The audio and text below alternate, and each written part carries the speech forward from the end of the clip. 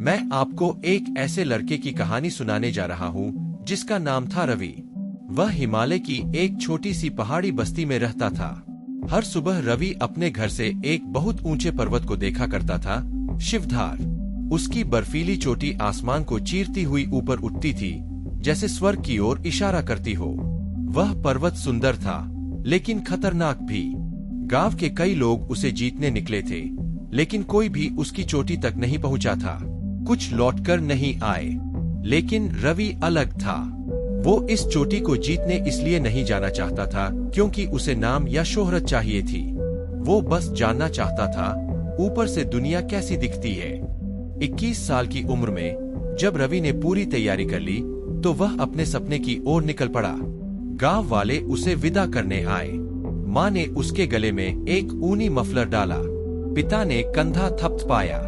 रवि मुस्कराया और चल पड़ा। पहले कुछ दिन ठीक ठाक रहे। वो पेड़ों की सीमाओं को पार कर गया। हवा पतली हो चुकी थी, ठंड चुभने लगी थी। फिर 7वें दिन एक जबरदस्त बर्फीला तूफान आया।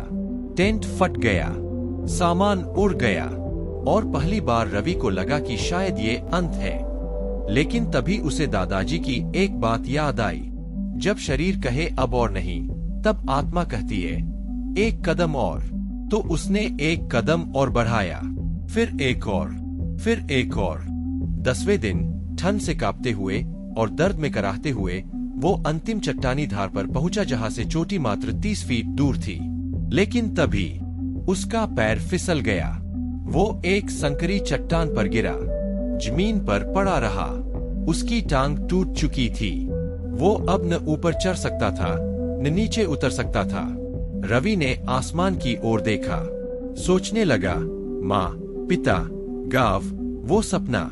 और फिर उसकी आंखों में आंसू आ गए, दर्द के नहीं, बेबसी के। तभी एक हल्का सा बर्फ का फाहा उसकी नाक पर गिरा, नर्म, शांत, शुद्ध। रवि मुस्कराया। सोचा, प्रकृति जो इतनी कठोर भी हो सकती है, उसमें भी कोमलता है। और फिर उसने धीरे से अपना बैग खोला, उसमें से गांव का एक छोटा सा झंडा निकाला और वहीं उस चट्टान पर उसे गाड़ दिया। धीरे से कहा, यही मेरी चोटी है। बाद में एक बचाव दल उसे खोज लाया। रवि बच गया। वो शिवधार की चोटी तक कभी नहीं पहुंच पाया, लेकिन गांव में अब जब उस पहाड़ की बात होती है तो रवि का नाम लिया जाता है। वो लड़का जिसने सबसे ऊंचा नहीं, सबसे गहरा साहस दिखाया। कभी कभी जीतने का मतलब सिर्फ चोटी तक पहुंचना नहीं होता।